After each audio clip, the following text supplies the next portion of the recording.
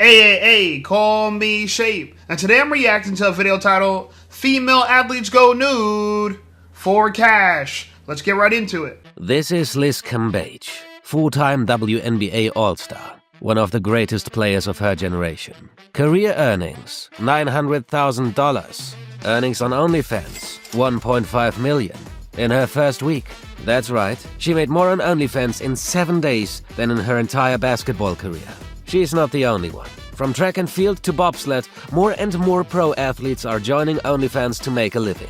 Even Douglas Costa and Nick Kyrgios. Now you might think the obvious. These athletes are selling their bodies for money, and the guys at Athletic Interest made a video about it to have fun with the research. But it's more complicated than that. We are not just talking about lower-ranked athletes, but Olympic champions, Wimbledon finalists, and Champions League footballers. Why would any of those athletes join a platform that is popular for pornography? How much money are they making? And what does this say about the current sports and creator economy? As it turns out, there is a much bigger picture.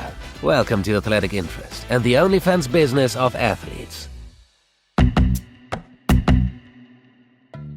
OnlyFans has managed to do something that most companies fail. They took something people were used to getting for free and convinced them to pay for it. The numbers speak for themselves. Over 350 million users, nearly 8 billion in revenue in 2024, and a large chunk of that went straight to creators. For comparison, that's $1 billion more than the combined salaries of every NBA player. Sure, there are way more creators on OnlyFans than players in the NBA, but it's also a lot easier to start an OnlyFans than to land an NBA contract. This is no career advice, by the way.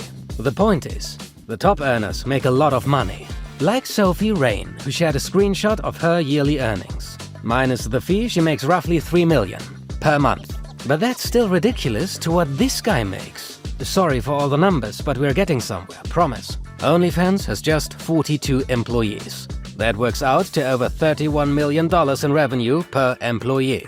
That's more than Google, Apple, Meta, you name it. And since the company is completely bootstrapped with no outside investors, he took home nearly $500 million in dividends last year. So Jesus Christ. $500 million last year? Bro, the internet has made S-work so easy and so profitable for anybody. Okay, and not everybody makes money, but if you are a famous athlete, people want to see you take it off. Yeah, and we never had this opportunity in life before to see your favorite WNBA player go nude, right? And she's never made more money in her entire career than she did in her first week on OnlyScams. So I think about this, I'm like, damn, man, like, we're heading into some dark times. Now it just seems like, you know, most people are going to try their hand at S-work because of the ease of entry, no pun intended, and how much money you can make in such a short amount of time. Now, the top creator only makes $3 million. That's interesting to me, especially considering there's 5.3 million creators on the platform. But Jesus, right? I don't know, bro. Are we going to see Venus and Serena Williams on OnlyScams at some point? I hope not, but it seems like we're heading in that direction. Naturally, other social media platforms started to think, let's do subscriptions too. Elon Musk even changed the policy to allow porn on his platform. But subscriptions are only part of the OnlyFans business model. Despite looking like other social media platforms, OnlyFans runs on a completely different business model. First, you won't find them on any app store. Apple's terms don't allow platforms with sexually explicit content, so OnlyFans operates entirely outside the app ecosystem. Most social media companies make their money from advertisers. But OnlyFans makes all of their money directly from their creators. And those creators get paid directly by their fans. OnlyFans takes a 20% cut, and the rest goes to the creator. That's more generous and more transparent than most other platforms. YouTube, for example, shares around 45%, and only with selected channels. Don't worry, we're not switching anytime soon.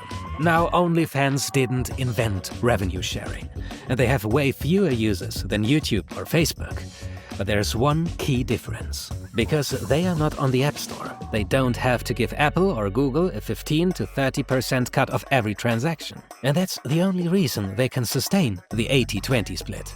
If Apple was already taking 30%, there's no way OnlyFans could afford to pay creators 80%. So, almost by accident, they landed a competitive advantage. Better payouts and more control over the platform. And it gets better. Creators use other platforms to go viral and then link to their OnlyFans profiles. So OnlyFans doesn't need to spend big on advertising. They've basically outsourced user acquisition to their creators. Put all that together, and you get one of the most unique business models in the... There goes that WNBA player Liz Cambage, and you know, I won't lie, she's wildin'. She's wildin' on OnlyFans, right? She got her tongue out. I mean, Jesus, girl, all that? All that? Jesus. Oh my. I don't know. You know, I think the subscription model is very popular. I never thought about how OnlyFans make their money, but he's right. There is no app that you could download. You got to go directly to the website. So they're a web-based, you know, company, right? They rely on literally their webpage. But they could easily be linked into someone's Instagram. So that's how they could connect there. Someone's Twitter, right? Someone's Reddit. So it's unbelievable. It's, man, don't you wish you thought of it, right? I'm like one of those people like, man, I could have easily thought of this. Now, honestly, I don't agree. I don't know if I'd be in the business of selling S work, you know what I'm saying? Or I don't know if I would do a business model like that, right? Just because of my beliefs. But subscriptions are the way to go, man. I won't lie. Like, you know, subscribe to the channel, okay? Join my memberships, okay? We got the Silver Squad and Gold Squad. Shout out to you guys that joined. And we're coming with more content in 2026. Let's get to it. Together, and you get one of the most unique business models in the creator economy. But here's the question. Athletes make a ton of money anyway. Why join a platform popular for porn, when you already get crazy salaries, prize money, and sponsorships? Or do they? Unless you're a global superstar like LeBron, Messi, or Simone Biles, the truth is most professional athletes earn surprisingly little. Let's take Olympic athletes as an example. The average track and field athlete makes around $15,000 per year from their sport. That's less than a McDonald's worker in France who earns about $22,000 on minimum wage.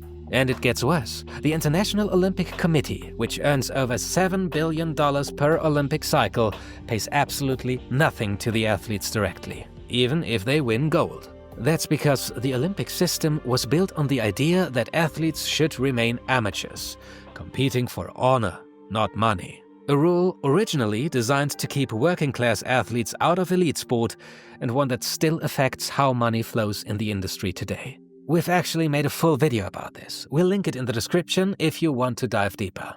So how do Olympians survive? They rely on a fragile mix of three things.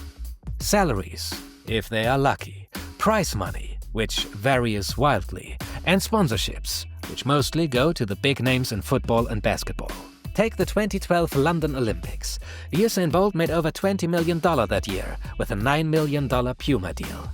But Megan Kalmer, an Olympic bronze medalist in rowing, she made $10,000 for her medal, before taxes, and had to grow her own vegetables to make ends meet. And it's not just Olympians. A study found that 80% of professional athletes in the US don't consider themselves financially stable. Travel, gear, training, nutrition, it all adds up. Wait, so are you telling me I could slide in the DMs of these track stars? Because most of them are broke? What? Yo, they make less than McDonald's workers? Are you serious? Hey, bro, yo, I am definitely, I watched the track and field for Olympics last year. Mad beautiful black women, and they're making less than $15,000 per Olympic cycle. Yo, hey, bro. Oh no, I'm sliding in DMs. I might get me a track star, yo. Oh shit. You know, but it's just sad about this. It doesn't encourage people to be fit and athletic and try to reach the peak of their sport if they're not going to make any money. Like, why do that? Like, it actually, to me, is actually promoting people to avoid the sport altogether because you're going to stay a brokey. That's wild, yo. I never consider that. That's crazy. So maybe track stars are going to turn to OF2. Yo, I won't lie. Let me go look at some DMs right now. I'm a slide in some DMs as we speak. Money is drying up, especially if you're not constantly on TV. Which brings us back to OnlyFans.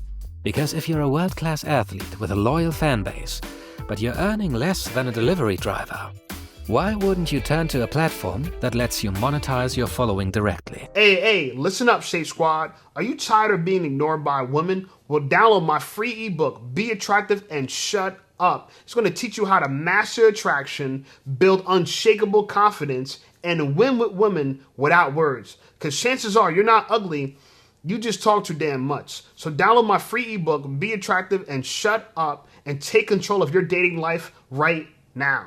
Now let's get right back to the content. There is an ongoing tug-of-war in the creator economy. On one side, the creators, athletes, in our case, who produce the content. On the other, the platforms that distribute it. The question is always the same. Who gets how much of the money? Social media platforms make billions by monetizing the attention athletes generate.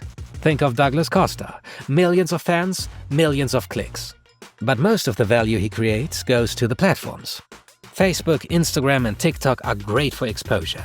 They help creators land brand deals, affiliate links, and sponsorships. But when it comes to paying creators directly, almost nothing. YouTube is an exception. It shares ad revenue, mostly respects creators, and rewards consistency. But even on YouTube, it's a grind to make a living. Talking from experience here. OnlyFans wants to flip the model, allowing creators to monetize their audience directly. It's part of a larger shift in the maturing creator economy. Creators getting a bigger slice of the value they generate. And for the most part, that's a good thing. More control, more transparency, more revenue for creators. But there is a catch.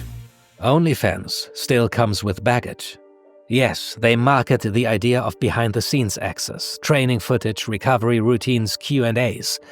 But let's be real. Most content on the platform isn't meal plans and workout tips. Unless you're willing to show skin, the odds of making serious money are slim. And for athletes, that comes with a risk. Aligning with a platform still associated with adult content could harm sponsorship opportunities. It could turn off brands and eventually backfire. Some critics also argue that it normalizes explicit content, or worse, pushes financially struggling athletes toward choices they wouldn't otherwise make.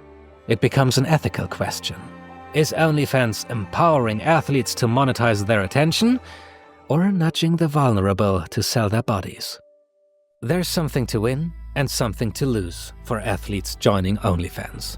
But the biggest winner in all of this, OnlyFans itself, because there is a catch to why so many pro athletes are joining the platform. Many of them get paid by OnlyFans to do so.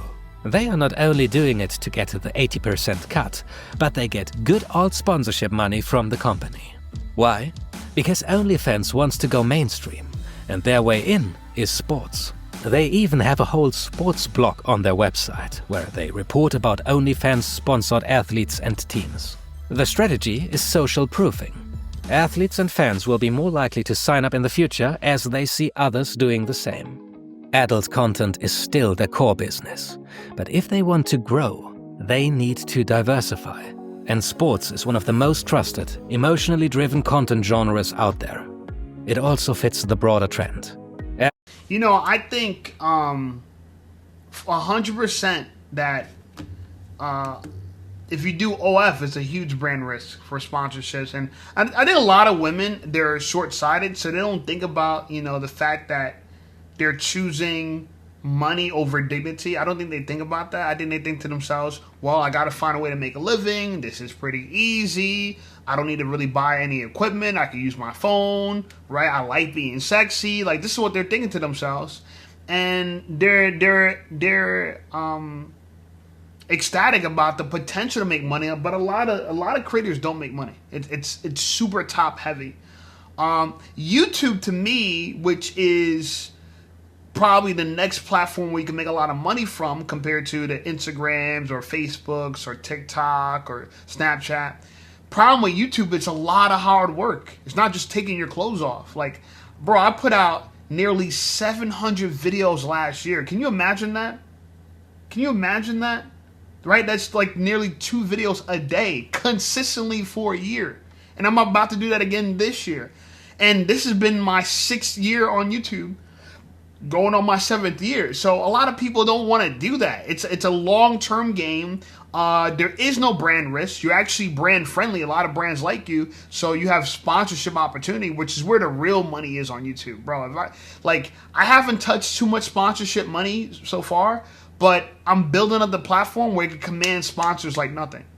Like, I got friends that get paid tens of thousands of dollars for 30-second clips on one video. Yeah. Imagine that, making 10 grand off of one video that you're going to make anyway. You just plug in their advertising. Yeah, it's crazy. It's insane. You can make hundreds of thousands of dollars a month easily if you have a big following and you're popular on YouTube. But ultimately, I think a lot of women that are deciding to go from pro sports to OF, they're going to really have to weigh out the options, and I don't think they're going to. And I think ultimately they're going to be rich S workers who, you know, maybe some people will respect that they used to be in sports, but if the minute you open up your legs, take your clothes off, you're just in a different category to most men. And it's hard to get around that. So I don't know. What do you guys think? Do you think women should avoid this altogether? It seems like it's a money play, but ultimately a lot of women are going to lose in this game. But who am I to judge, right? Who am I to judge? So, like the video, subscribe to the channel. Channel blowing up. I appreciate you guys. Check out some of my other videos, and I'll see y'all over there.